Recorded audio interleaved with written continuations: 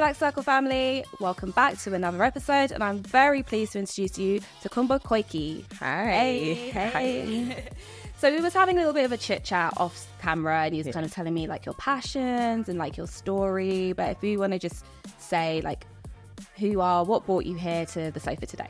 Yes, absolutely. So yes, my name Tokunbo actually means so Tokunbo is from the Yoruba tribe. It's a Yoruba name from the Yoruba tribe of Nigeria, and it literally means somebody or something that came from over the seas. So I was born here in London, North London, and then my mom took me back to Nigeria where I grew up until I was about 9, and then came back to the UK, went to secondary school, went to university in London, and always kind of like from a young age, I'd always loved helping people. So especially children and young people. In fact, when I was younger, before I became a mom myself, I used to be like, you could go to a Nigerian party and kidnap a child and the parents would say thank you.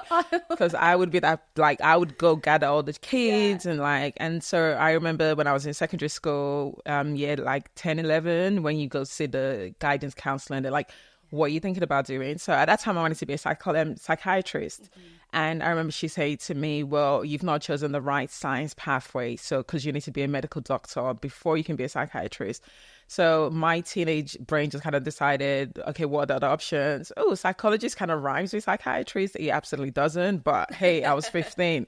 And so I decided to do psychology. And then I said, okay, well, sociology rhymes with psychology, which I actually did. Yeah. And then I chose communication studies. So that's what I did for my A-level. So I've always kind of been like in the social science field, very young age. And I actually found a English project that I wrote when I was 15, where I basically mapped my entire life. Wow. Like, yes, you already, you was like all the, like, I mean, it was like, I found that piece of writing when I was 30, and it was like, wow, seeing like I was very pragmatic, even from a young age. Like I had ambivalence about being married, and that literally played out in my life. Wasn't sure about whether I wanted to have kids, like biologically or not.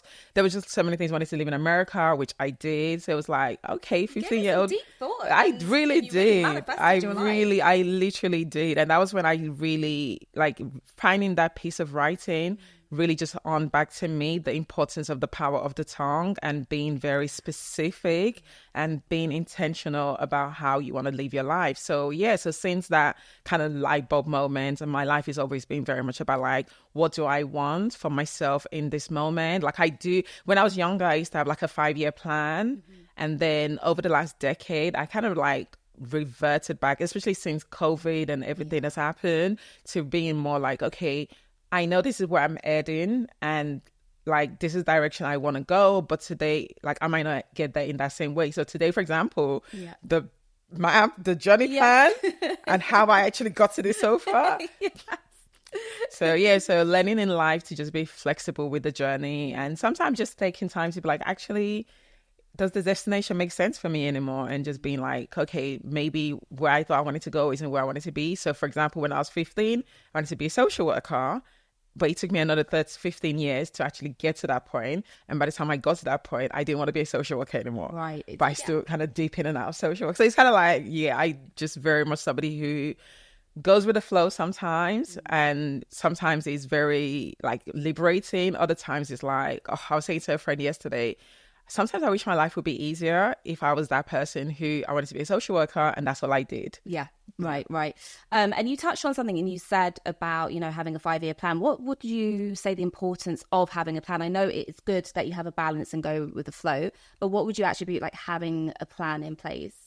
So the thing about having a plan, and I think right now I no longer kind of recommend 5 years because I feel like the world changes so rapidly, especially in the last decade, in the last 15 years, compared to when I was in my 20s. A month feels like a week. Exactly. Yeah. So, but the best thing about having a plan and having something written down is you're telling yourself, you're telling the universe, you're telling God, whatever it is that you believe, that this is what I want for myself. And having that plan then allows you to think about like, okay, what do I need to do to get to where I want to go to? And who are the people that I need to speak to? What are the courses that I need to do? What are the career path? If it's about career, it's like your plan helps you kind of like go.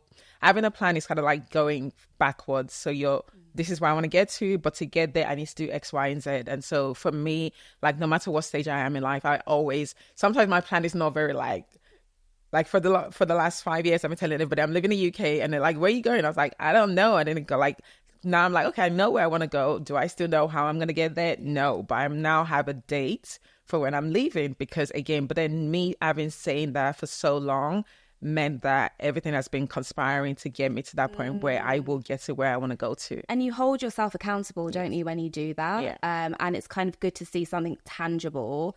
And Absolutely. I always think smaller goals are better, because if you set, you can have really big goals. That's nothing wrong with that. But I think the smaller steps, it helps to not be overwhelmed. And then maybe if you don't quite hit the bigger goal, the smaller things are easier to achieve. And then it becomes, it manifests and you reach the bigger goals. So there is something important in that. But I want to touch on some of your ventures now. And mainly your Black Women for Black Lives. And this is like incredible what you've done. So I'm really happy to talk about this today. So can you tell us the story about the founding of Black Women for Black Lives and some of the challenges that came with it? It's so interesting because I was thinking about that on the way here today, and it's still quite triggering for me. Like it's been 2 years, but almost 3 years, and it's still quite triggering. And it was a very traumatic experience. So basically, I spend a lot of my life on Twitter. Same. Twitter is the place that you will usually find me. And I was actually, I was having a conversation yesterday with somebody who doesn't like Twitter, and I was saying, everybody always says Twitter is the worst of the social media apps, and for me it's like, actually, it's how you curate absolutely your experience. Yes, even now that the algorithm doesn't do what it's meant to do, you can still have a very, like, I see amazing stories on Twitter. I see people who have made lifelong collections, like friendship, relationships, and so for me Twitter is a space that I love. But I'm also like, I spend too much time on Twitter. So basically, when the war kicked off in Ukraine, I remember not really paying attention to it, but also like seeing on the timeline and just being like, okay, it's over there, nothing to do with me. Hey, it is what it is. And then I started seeing African students talking about their experiences of trying to leave Ukraine, and in the midst of trying to leave Ukraine, being discriminated against. And that just really aggravated me. And I remember the day before I started a PayPal, somebody else was doing a donation for Ukraine. And I remember tweeting, I would donate, but your people are discriminating against my people. And then I saw a young student, Black British student who was studying in Ukraine at the time. And she was, I wasn't following her. You know how Twitter is.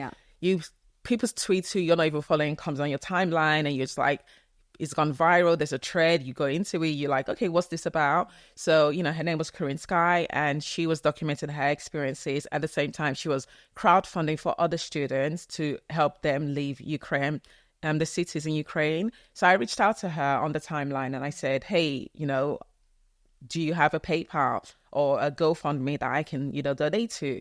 And she didn't. And then I sent her a DM as well to say, like, if you don't have it, like, how can I send money to you? And she said, oh, this is my Monzo account. So I sent money to her Monzo. And I said to her, look, most people are not like me. They're not going to take that time to do that extra step of DMing you. So maybe, like, I can help you create. And also I realized that she was, obviously she's fleeing war. She may not have the time and the resources to create a GoFundMe. And having done, I've been volunteering with the African Caribbean Trust, Leukemia Trust, since I was 16. I've lots of experiences in fundraising. So I offered to create a GoFundMe for her, and the rest is history, as I said. So between myself, Corinne Sky, and then another lady, Patricia Daly, we then came together on Twitter. I'd never met these ladies in real life till today.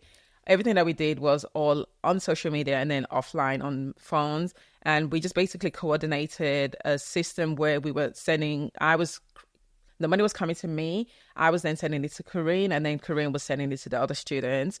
But then very quickly, I started to see that this had the potential to be something really big.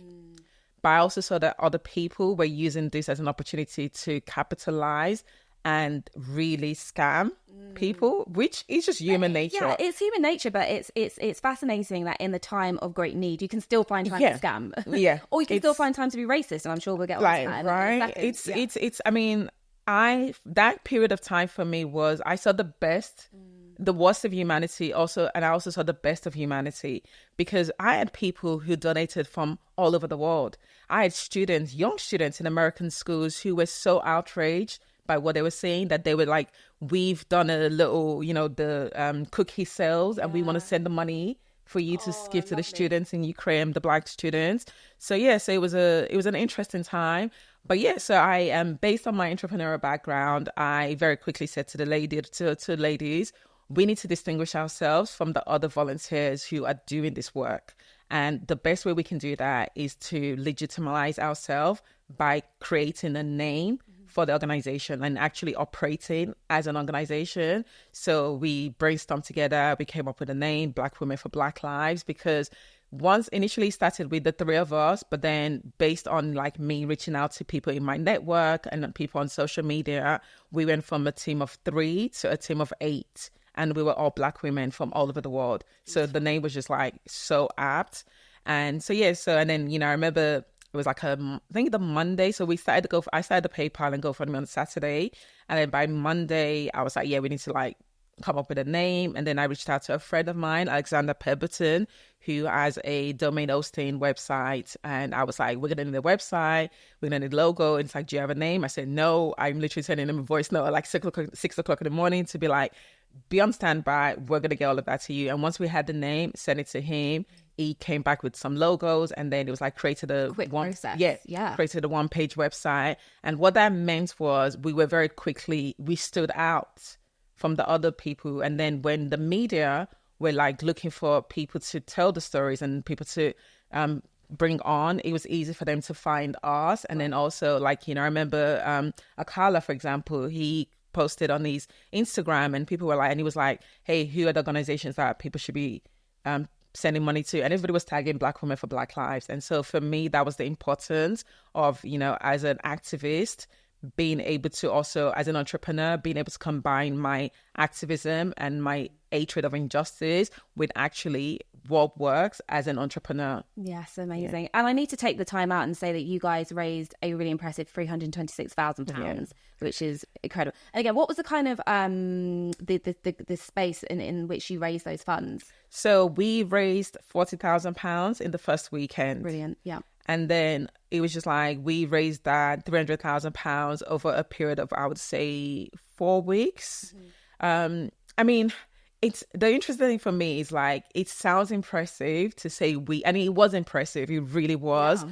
But when I think about the scale of what was needed, that £300,000 was like a drop in the ocean. And let's talk about that. So how did you kind of distribute the funds? Who was most in need? I know we said it was specifically talking about Black people escaping Ukraine. And for those who don't know the situation, can you just explain what was going on for Black students in Ukraine at that time? Absolutely. So basically, there's a lot of Black students from Africa, Caribbean, Asia and other developing countries who go to some Eastern European countries like Ukraine, and most of them oftentimes go to study medicine. And the reason why they go there is because the universities in those regions are actually quite good and they're cheaper than coming to the UK. And also in terms of like being able to get the visas, it's easier to go to a country like in Ukraine to study medicine than it would be for somebody coming from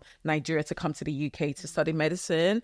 And then, you had, and we're talking about like mature students who had family, students who moved to Ukraine with their wives and their husbands and their children, people who found partners in Ukraine who then got children, had children whilst studying and living in Ukraine. Some people who were living in Ukraine for decades who were actually Ukrainian citizens at this point. And so they were then, when the war kicked off, as the Ukrainians were leaving and fleeing the country, at the train stations, it still boggles my mind till today. They were literally like, no, you Daki, you stay back and die. We're going to get on the train and leave you. It's disgusting. absolutely disgusted. Yeah. Like, so. No, Yeah. I know. And again, earlier I was saying, in the midst of all the craziness, you can still kind of lack humanity. Oh yeah. And discriminate. It's kind of it's fascinating. Like, what goes through somebody's mind? It's insane. Yeah, and somebody, I mean, I love history, so studied a lot of history, studied a lot of especially like Black American history, the transatlantic slavery, and seeing what happened in Ukraine. I suddenly understood how white supremacy operated during those times, when it was like those people were going on about their day-to-day lives, but whilst they were doing that, their hatred for somebody who was a melanated person, somebody who was a different complexion, is so ingrained in them that they don't even see it as injustice. They just see it as we're better than you, so we will get on this train and you will not. It's that platform of privilege that they operate from, isn't it? It's insane. And so we were talking about kind of like the money that you raised and the funds. So how did you manage to sustain volunteer-led efforts? And what advice would you give others looking to create impactful volunteer organizations? So for me, it was absolutely delegating. Like I said, we had a team of 8 amazing Black women who were amazing in their different realms. One of my very dear friends, Omalayo, is a communication strategist. And again, before we became an organization, I anticipated. I'm somebody that can often see 2-3 steps ahead. So straight away, I was already getting DMs from like the press, and I knew I didn't have the capacity. So I actually gave her, and as somebody that I love and trust, I gave her my password, and I was like, could you actually listen and respond to the DMs and kind of like help me, make the schedule the appointments for like when they're asking for, because obviously at that time I was working as a senior social worker, so it was like I already had a full-time job, but then I had essentially had 2 full-time jobs. There was another amazing volunteer, Lola, who had a finance background, and she actually created a payroll system where we were using Wise, and then she created a system where we were able to send money to the students and in bulk, and then whilst it became overwhelming and we had to go back to doing it one by one. I'm very much a process person, so creating systems. So we had different we had Slacks, we had different spreadsheets where we were like monitoring we were like monitoring we were getting the information from the students. And then when you asked earlier on, how did we determine who we could give the money to, because again, we did, even though we wanted to help everybody, we wasn't able to. And some people who were leaving Ukraine themselves also saw that as an opportunity to like, hey, I'm going to try and get... Oh, right. Listen, humans will always find a way to take advantage when... Not everybody, but some people, because we saw that there was a couple very early on, we started seeing some certain names. We're like, wait, we've already given to that person. It was kind of like we had to very quickly. So for me, my role was steering the organization, kind of like being the CEO and being like, okay, this is, and also being the face of the brand in some ways, like making sure that we were getting the money, but then letting other people do the work that they were really good at doing. So there was Joyce, who was amazing with the volume with the students. So she was kind of like our student liaison person. She was having direct contacts with the students, but then she was also liaising with the other volunteer organizations. So for me, it was really about having those systems in place. I remember we had like 5 email accounts that I created so that we would have different emails. There was a press email, there was a finance email, there was an info email, so that people knew, like there was just like a system in place, and we were operating, in my mind, as any organization would like UNICEF or United Nations would operate. And that's, for me, is based on my experience. Like, I am a manager, I'm a CEO of my own company. So for me, I was going to run, even though it was a volunteer-led organization, we're still an organization at the end of it. And you ran it, like you said, like, as a business. Yes. And so what advice would you give to somebody who wants to kind of start these kind of organizations at grassroots? What would you... I would say know the people you're getting into bed with. Yeah, important. Very much so. I mean, in my situation, there was absolutely no way that I could have anticipated who I was getting into bed with and what would happen at the end of it. And I have no regrets about that. But definitely, and I'm glad I'm also somebody who when my instinct starts telling me something isn't right, even though I don't know exactly what it is, I definitely tend to pay attention. And I'm glad I did that very early on, because it did mean that some of the issues that we faced at the end was definitely like, I was very quickly able to see like, okay, something isn't right over here. So trying to very much, and also being very much documenting the process. So that was another thing that we did. You know, I was like, we need to start recording our Zoom meetings. So we were having Zoom meetings every morning. And I was like, we need to be recording our meetings so that if something does happen, making sure I was speaking to lawyers. Yes. So like, okay, trying to find about the legalities of what would be, because even though we were running as an organization, we weren't registered. Right. Initially. So, but then anticipating, what would that look like? Would we be a limited company? Would we be a charity? Would we be a, just really trying to make sure that I was following due process. Yeah. I guess it's going to be a lot more stringent as well as a charity. So you have to have all of your backs covered in that sense. Yeah. Yes. Making sure we had an external auditor to come in to audit the money, especially because the money initially were going into my private bank account. Yeah. So making sure that the auditor could see that what was coming in went to where we said it was going to, which is to the people that we said we wanted to help. But also knowing what is your objective. Because one of the reasons why and when I say we, I mean the core group of volunteers, decided to stop and end the organization, even though we did feel that we had more important work that we could have done, was we wanted to help people leave Ukraine. Right. That was what brought us together.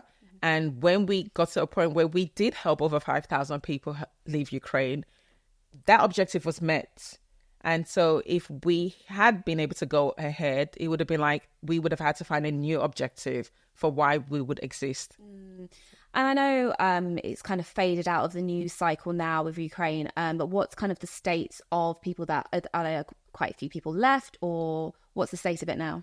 So to be honest, just because of how traumatic the ending was, and for the people that are not aware, later on it transpired that myself, so I ended up falling out with Corinne Sky, simply because there was a point where it seemed like she was diverting funds into her account. And whilst I don't know there was one person, a CNN journalist, who came to me and just told me offhand that Corinne had asked her to pay some money into her account. And thankfully I was able to stop it. But that kind of raised alarms for me. And it meant that there was a lot of red flags that meant that I couldn't trust if there were other people that she got money from.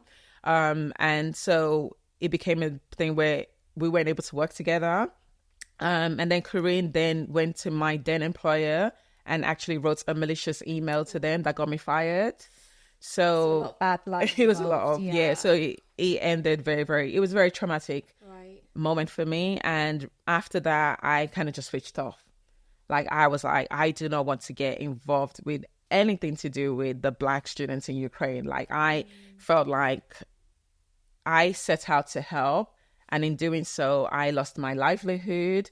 I lost my trust of people. And it almost changed me, because I became somebody who became reluctant to like step up to help again. And so, but I still speak to some people, and I know some of the students went back to their home countries. A lot of the students ended up getting displaced in other European countries and actually became very destitute, not able to go back to their countries or able to progress with the university experience. So, and that's why I said, even though the £300,000 was impressive, it didn't really do much, because I still, up until earlier this year, I was still getting emails from students who were like, we want to go back home now. We're absolutely destitute. We don't have any money. Could you still help us? So it's still a painful thing for me. Yeah. I can imagine, even though it was a bitter ending, you went into it with the best intentions and you did help. I know you don't think that the amount that you raised was enough, but you absolutely did help. Oh yeah, no. I'm very, like I said, I'm another thing that a student, so again, one of the reasons, as time went on, where we realized we couldn't help everyone, we made a kind of like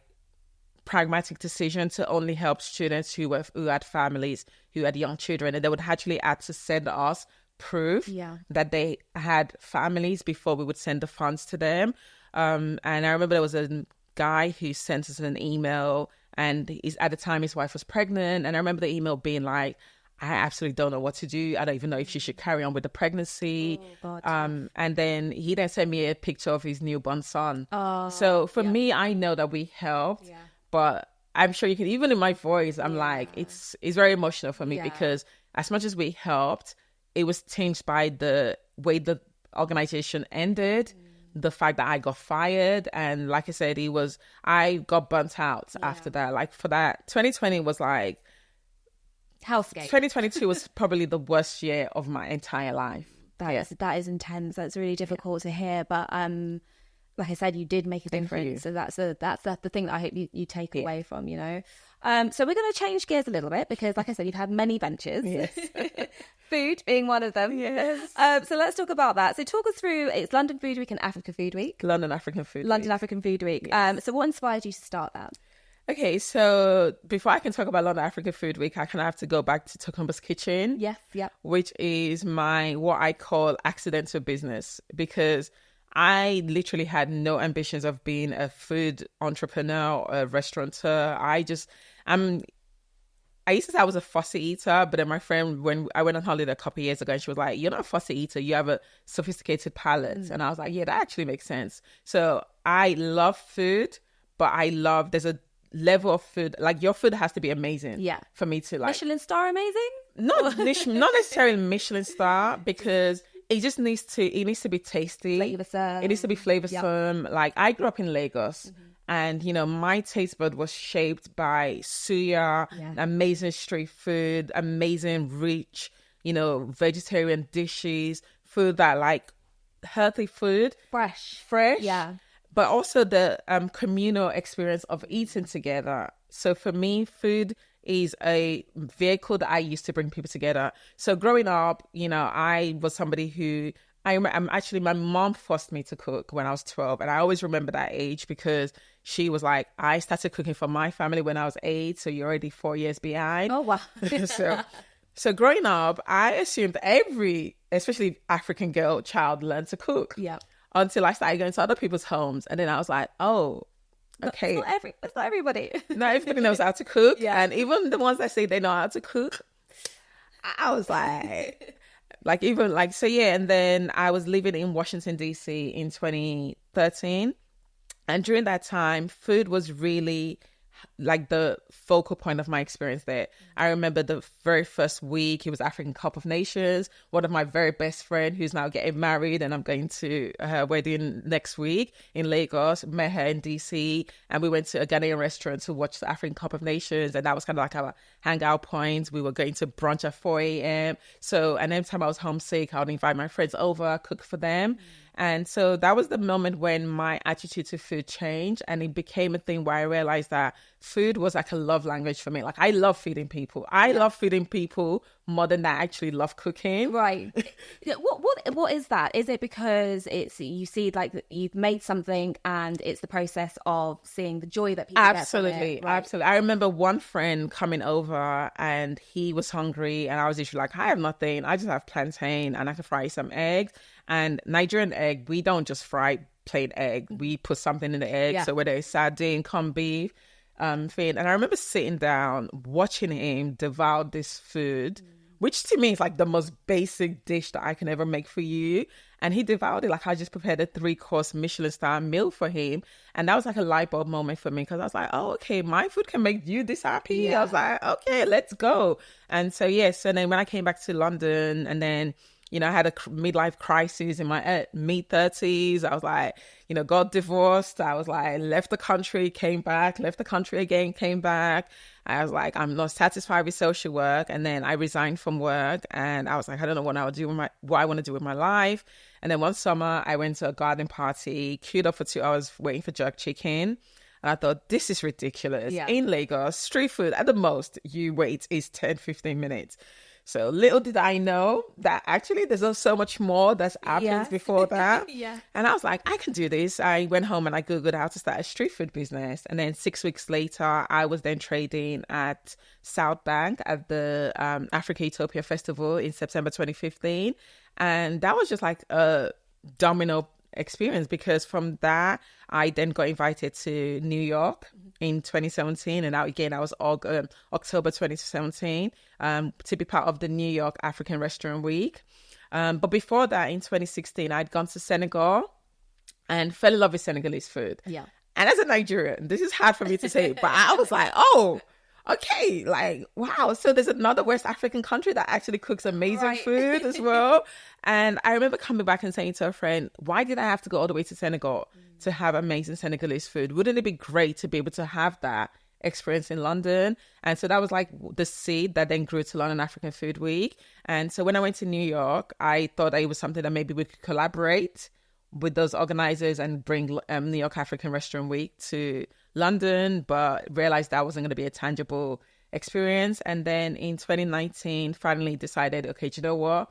Like, I kind of had the green light. I'm somebody who, I think the biggest thing that's always helped me is I'm not afraid to ask anything of anyone. Right. So even if I don't know you, if I think you may be useful for us, I would just ask. And so I remember asking a contact that I had made at Facebook if we could host an event with them, and also at Google, and they both said yes. And I was like, okay, fine, let's go. And so we did London African Food Week in 2019, and that was an amazing experience. And then we all know what happened in 2020. Oh, yes, we do, unfortunately. Yeah. So you did speak a little bit about Tokunbo's Kitchen in 2015. So how has that evolved over the years for you? So for me, people still keep drawing me back into the kitchen, even though I keep telling everyone that I don't like cooking. But yeah, it's really involved into London African Food Week. Yeah. That to me now is the brand that I'm really pushing out. And it's more about showcasing African food, African culture, African experience, because again, as conceited as I am as a Nigerian, I do recognize that there's so much more to African food and African culture than the jollof rice and the egusi that we eat. We're tired of that debate now. I mean, I am so over the jollof. Like, even like Google invited us back again this year. They were like, let's do a jollof competition. And I was just like, again. Yeah, we've moved on. Like really, like so many amazing cuisines. We should be talking about jollof and jerk. We should be talking about jollof and curry goat. Like, let's mix out some oxtail, right? Like, let's, jollof to me is such a basic dish. It's a side dish. It's a side dish. Like, hello. It's a side dish, and it's like, and not everybody makes amazing jollof rice. No, they don't, and they all do it differently. No, and that's exactly, okay. And that's like, well, no. Okay. So as well as that, you also have Bottomless Plantain, which I love. So can you tell us more about the concept of Bottomless Plantain Brunch? Yes. And how it reflects your passion for Nigerian cuisine and culture? Yes. So again, Bottomless Plantain Brunch came from Twitter. Yeah. I know we keep calling it Twitter. People are going to be like, it's X. But No. It's Mama called it Twitter. Oh my God. And we're going to call it Twitter until it dies. Yes. Yeah. So a friend of mine, Caroline, who is the founder of Travel Eat Slay brand, she had tweeted at me. She was like, why isn't somebody giving us a suya brunch? A suya and plantain brunch? And I was like, yeah, that's actually a good idea. So I was like, okay, because at that time, this was last year, summer. At that time, I was like, I've literally sent out an email to my mailing list. I've announced on my social media. I've changed my Instagram handle. There's no more Tokunbo's Kitchen on Instagram. Even I still have my website because, it's a big part of my experience. But I was like, I don't cook anymore. Right. So I was like, okay, let's find somebody else who's going to do this. And then I was like, it became one of those things when, the ancestors were like, no, it's going to be you. It's going to be you. You're the chosen one. You're the chosen one. Yeah. And so September last year, we had the first Bottomless Plantain Brunch at Badu Cafe, which is a Black-owned cafe in Acne. And it was amazing. Yeah. Like, it was amazing. For me, it was really, whether you call it plantain or plantain. Oh, that's another debate. Exactly. Yeah. I feel like plantain is one of those things that in the Black, Caribbean, African, Latin American community, it's the one unifying dish that we all love. Like, even though personally, I'm like, again, I've had so much of plantain that I'm like, Well, it's that comfort food, isn't it? And it's like that go-to. And again, you can have it with scrambled egg, you can have it with rice, you can have it with anything. So yeah, exactly. It's that kind of comfort food. And so for me, Bottomless Plantain Brunch is really me bringing all the things that I love together. So great, again, that experience of living, like people think Londoners, UK think they do brunch. They don't. No. So what are we doing wrong with brunch? So first of all, brunch is a religious thing. Like Americans do brunch every Sunday. Somebody was asking me yesterday, why are you doing your brunch on a Sunday? I want to go church. I want to do this. Sunday's my rest day. And I was like, okay, maybe because I'm not a Christian and I don't go to church. Yeah. Like Sunday to me is like, let's go out. It's another day. It's another day. Weekend, it's right? another day. And the fact that we only have 2 days of the weekend. Yes. Like, and you work from home, sis? Yeah. Like, we're out on these streets. we're out in the streets. But also, like, brunch for me, it's not just about the food. It's the experience. It's the coming together. It's whether you're coming with your friends, you're coming with your family, you're coming with your partner. The brunch that I did in June, this couple came. And it was a small, intimate group. It was only 9 people. And, you know, they sat together. They were doing a little black club. It was so cute. And at the end, they were like, it felt like a private dining experience they just had. And to me, that's what I want people to have when they come to intimacy of it. Whether you come and it's an intimate one or you come and there's 30 people, I want people to go away and be like, that was dope. Yeah. Like, you know, people always like, are you sure I'm going to get bottomless plantain? And then at the end of it, they're like, it's okay. I don't want any more plantain. Fine. Exactly. So for me, you know, the concept is, you know, we've now had our 7th edition. We're doing our anniversary edition in September. I will be there. 29th. Yes, at the Africa Center. And like I said, it really is just about celebrating the culture. Like food is Afrobeat as actually, again, growing up in the UK in the 90s. Yep. As a Black African child, I remember nobody was trying to be African back then. They really weren't. They really, really were not. No. So when people I hate the diaspora wars, but I'm like, it's your time. It's the trauma. It's like people are still traumatized. Like I was bullied, you know, being an African. I remember it vividly. Exactly. So, but now everybody's celebrating. Like everybody's celebrating Ashake.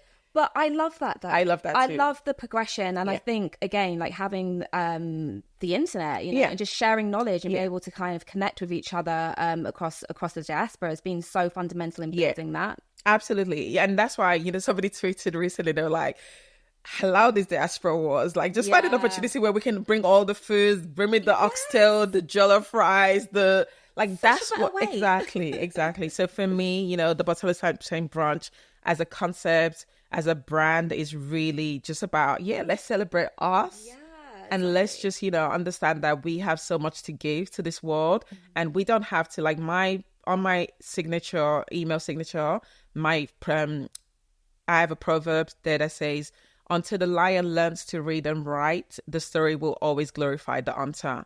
Yeah. And I really love that proverb because essentially what it means is us as from the community, Black people, whether you're Black African, Black Caribbean, Black, whatever you are, you have to tell your stories. Yeah. Because now we're unraveling their stories and we're realizing that they told the stories. There's some holes. That story, that mapping. Didn't quite go like that. Exactly. So for me, everything I'm doing with Tokunbo's Kitchen, with London African Food Week, with my styling, with social, everything I do for me is always about how I want to be seen at the end and who I want to be known as and the legacy that I want to leave behind as a mom, but also for like my communities. Like I always tell people, like, you know, in 50 years time, when they look back at the history of like the African food movement, Tokunbo's Kitchen is going to be there. Absolutely. And that for me is so amazing. Absolutely. I love everything you just said about that, about building legacy, about connecting community. It's kind of what I feel like my purpose is as well. Absolutely. You know, it's be a part of that. And I always say putting the focus on controlling our narrative. Yes, it's so important. So absolutely. Yeah, you're doing it, which is fantastic. Right, so another change of gear. So why do you believe that collaboration and community is essential to your work? And I know we've touched about that with how you do it through food and how you've done it through your charity organisation. So I mean, we again like another proverb, if you want to go far, go together. Yeah. And everything about African culture is communal. We do things together. You raise your children in a communal household. You're not raising your children by yourself. And so from a young age, that's always been drummed into me. And I remember like, you know, growing up with all these cousins that I then found out later on we're not actually related. Everybody's auntie and everyone's uncle. Auntie, everybody's cousins. And like, and you know, and in the summer holidays, there was no like childcare issues. We just went to that auntie's house. Exactly. You went to this auntie's house. And, you know, that's how our families, our parents were able to survive the harsh realities of being migrants who were also working during the summer holidays. I mean, so for me, collaboration, but also, like I said, everything that I truly believe, like, why reinvent the wheel? Yes, right. If somebody's doing something that aligns with what I want to do or something that I'm also doing, then let's join forces and make it better together, rather than you're over there doing your bottomless plantain brunch and I'm over here. Although don't nobody do my bottomless plantain brunch. I'm actually going to trademark that. Right. Yeah, right. It's really about like collaboration and working together within the community and also working with other like-minded people. It means that we can get there quicker. Like if it was just me trying to run Black Women for Black Lives, I would not have made a dent by myself. And I truly always say like things changed for us when those other 5 women came into the scene. Like I remember Omalaya setting up, like, you know, having a structure where she would just say to me, you've got this interview, show up. And I would show up. Yeah. And then I'd find out, oh, I'm on Masters of Scale podcast. Amazing. I'm on the BBC. I'm on, you know, NBC News. And it was just amazing having, like, not being the person to do that for myself. Having Lola help us create a system where we could send money to 500 students at a go. Amazing. It meant that we were then going to bed at 2 a.m. instead of going to bed at 4 a.m. Right. These things were game changers. It was game changers. Right. It was game changers. And at every point of my professional and personal life, you know, as a mom, you know, when I was going through a rough time with my marriage ending, you know, my best friends at uni, like they were my lifeline. They were the ones who, you know, would take my daughter from me and I would have a breather and I would have a break. So honestly, yeah, community and collaboration is so important in anything that you're doing. And it doesn't have to be you're trying to collaborate with everybody. Right. It's like Issa Rae said, like network, like people are always talking about like having, you know, a mentor who's above you. Like, but actually my mentors are people who are like either doing like on the same level, wavelength as me, or maybe a little bit above me, or sometimes even somebody coming behind me. Right. I'm like, we can all learn from each other. And that is so important for me because you don't know everything. And you know, Malaya is actually much younger than me. But there's so much that I've learned from her. And she's one of my favorite people because she's just such an amazing woman. And to see, and how we met at Brunch. Right, there you go. Exactly. And again, we met at Brunch and the person who did the brunch did this exercise where she got us to write a note on a postcard to either the person saying opposite you or somebody else that you had interacted with.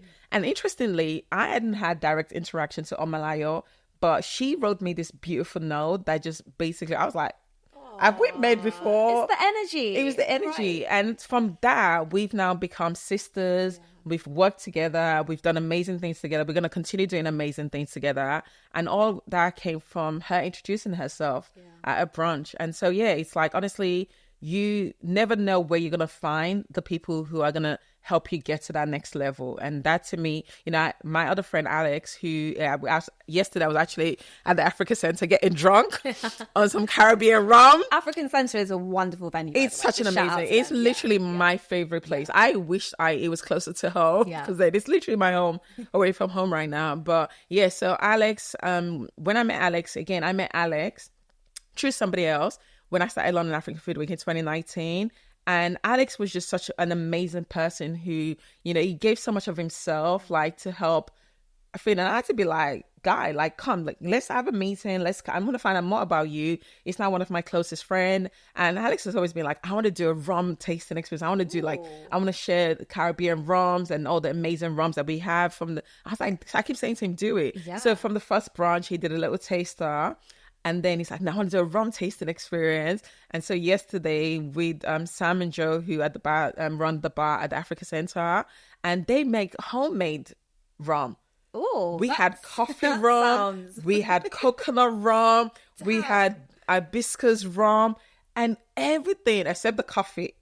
was amazing. And it was just also she was sharing about how she had learned how to make rum from her grandmother in Martinique. Beautiful. And that storytelling and it was just, I mean, it was amazing. It was like so amazing. And I remember just like saying to him, like, I'm so glad because I kept pushing him, because he's like, no, I need to, because sometimes people wait until they're like, oh, I want to get this, I want to do this, I want to have like the fancy studio, the days before I get started. But I'm always a believer of start where you are with what you have, and the people who will get you to where you want to go. The universe will conspire to get you to meet those places. Absolutely. I'm a firm believer in that as well. It's like, start, because it doesn't need to be perfect. And absolutely. you've got to make the mistakes now when there's not many eyes on you. Do it then, rather than when you have a big platform and, So let's close out. So as you look to the future, what are your aspirations for your various initiatives? So I'm actually, shall I divulge? And I'm going to keep it to myself, because I'm going to divulge on my platform.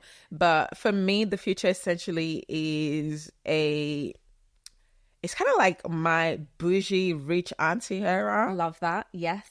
So my daughter's about to be 18, and I'm like, one of the things about parenting for me has been staying grounded and staying in one place for her, and also especially to make sure that she has a relationship with her father and her siblings on that side. And I'm now at a stage where I'm like, I want that freedom for myself, where I don't have to make decisions based on her or based on me being a parent. I can make a decision to be like, I'm moving to the US again, I'm moving to the Caribbean, and I'm doing all of that. So for me, it's really about, but also I really want to get back to the creative talks. So I want to get back into my personal styling. Even yesterday, I bumped into an old client, and like his family was saying to me, they were like, oh, okay, you were the one that helped revolutionize his lifestyle, like he now looks so good. I was like, okay. And so styling is something again that I've been doing since I was about 15, and I became accredited during the lockdown. But again, starting a styling business during lockdown, obviously nobody was going out. I wasn't working. And I've been actually helping my friend with her wedding planning as well. So really want to get back into the being out of the kitchen and hosting events and hosting experiences, and having for me, everything that I do is about helping people to feel good, do good, and be good. Just from our conversation, at the heart of everything, it's you want to bring joy, feel service to your community, and all of those good things, and through all your initiatives that you are absolutely doing that. So you're smashing it. So well done. So we've come to the part of the conversation now where I like to ask my guests a passion or a value. So a value for your personal life and a value for your professional life. So let's start with your professional life. So it would definitely be legacy. Yep.